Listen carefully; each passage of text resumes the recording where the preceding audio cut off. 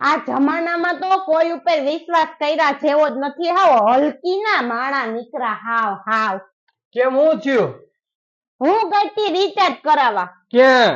દુકાને મોબાઈલ વાળાની. તે હું થયું? એટલે મન કે મેં 600 રૂપિયા દીધા. મેં આલ્યો ભાઈ આમાં 600 રૂપિયા રિચાર્જ પતી ગયો ને તો રિચાર્જ કરી દો. હે પછી હું થયું? એટલે મન કે ઈ કે તમારો નંબર દો. હું થોડી આમ કઈ તમારો વિશ્વાસ કરું.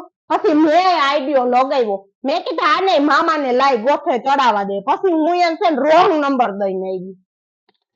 એ બુદ્ધિ વગરની. કેમ? એને રિચાર્જ કરવા તારો નંબર માંગ્યો તો. કેટલાક સો આવા ને આવા.